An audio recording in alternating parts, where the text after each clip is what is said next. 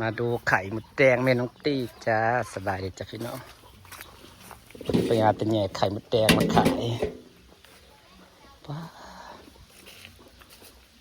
เขาบอกขายเป็นโลแต่มันมีคนซื้อแบบเป็นโลไป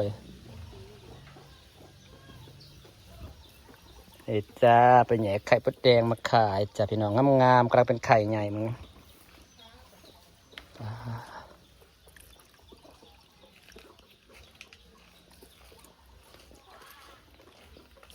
งามไปดิ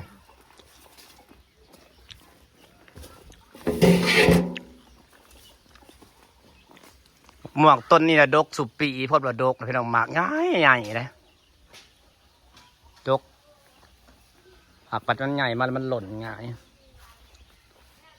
ห่วงมันเนี่ยดกปลูกปีเดียวก็ได้กินแล้วต้นใหญ่ดกแค่ดกว่ะ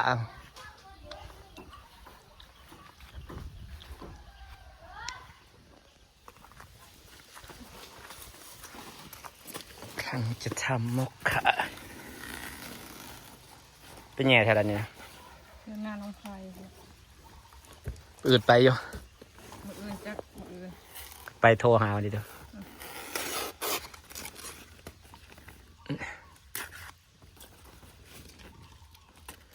ไข่มดแดงสวยๆจ้าพี่น้องจ้ากำลังเป็นไข่ใหญ่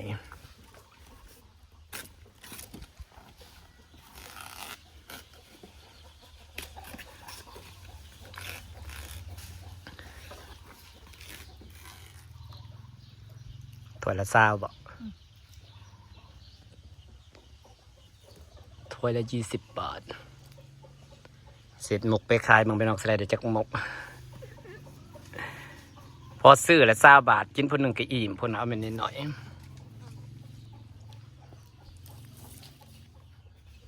มกนึงไปนิดหน่อยซื้อ2 มกก็เหลือกินแล้ว40 บาท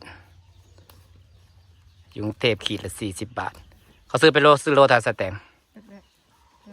ก็เห็นข้าเจ้าแง่ขายเป็นโลอยู่ไปซื้อวันแง่ขายเป็นโลเห็นพวกไอ้ปอนวานวันแง่เขาสั่งไข่เป็ดแดงเป็นโลไปแล้ว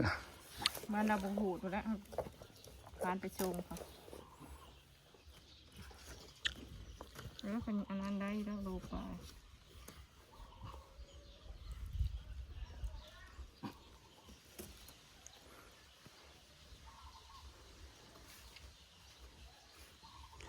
เห็ดหมกแล้วขายจังหน่อยเป็นเลาะขายได้แบบนี้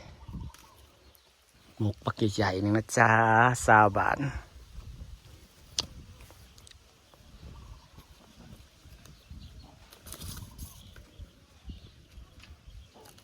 มาเบิ่งก็จะได้จากหมก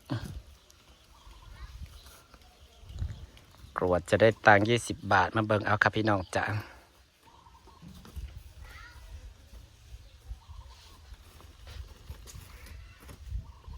พอมึงก็ได้เจ็บเป็นมก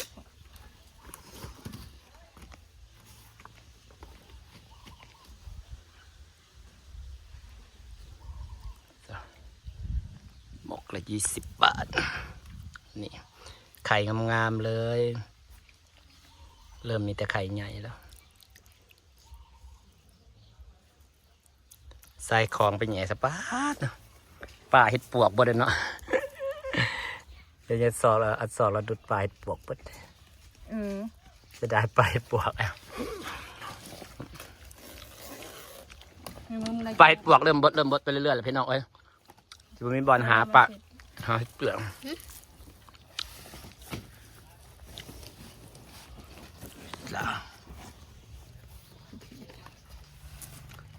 ไข่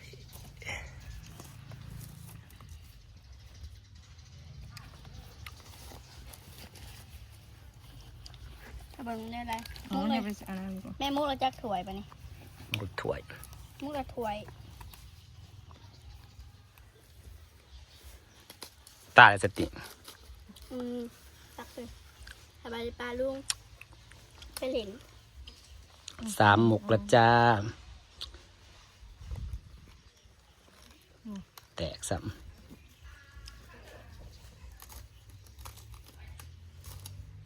ใบจอมตอบนอกนมนางเชิญ ตองกุ้งเอาเสียไปตองกุ้งมันก็เดิม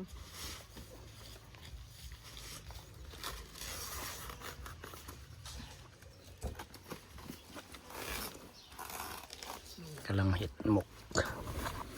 ไข่มดแดงได้3 มกละจ้าอาจจะได้ประมาณ7-8 มกกับจันนี่7-8 มก9 มก10 มกบดติงมัน10 มก ไม่ให้กินนะเวกออมสิคิเด็ก แกงขี้เหล็ก กระทู้หลายๆเติบหนักมีไฮไลท์มีไฮไลท์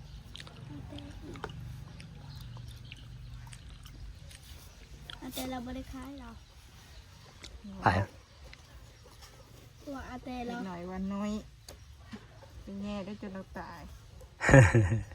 แม่เหี้ยหาแม่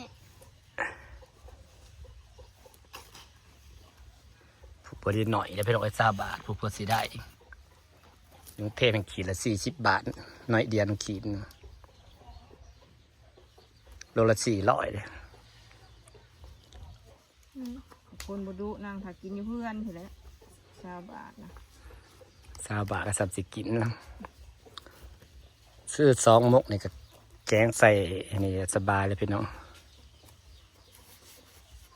ตลาดเห็นบอกขาย10,000 กีบน้อยเดียว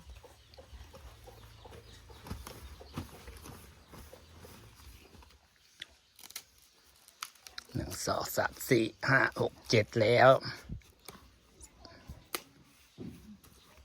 10 หมก 10 มกเอาสำนี้บ่ มาตองมันก็เหลือหลายอยู่ เหลือหลายเติบอยู่เลย2 3 4 7 มกจ้าพี่น้องไปแย่เบิดมือเพื่อจะได้7 มกเพื่อจะได้เงิน140 บาทมันเป็นง่ายจ้ะ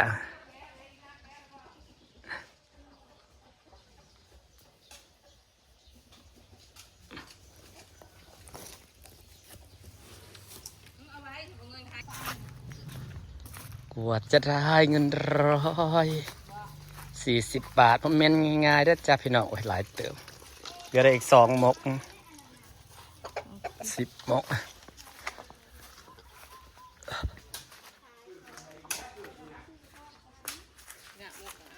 เอาใส่ถุงให้3 มกเราสั่ง3 มกมาแวะเอาอยู่เฮือนตีไปขายกับขายไข่มดแดง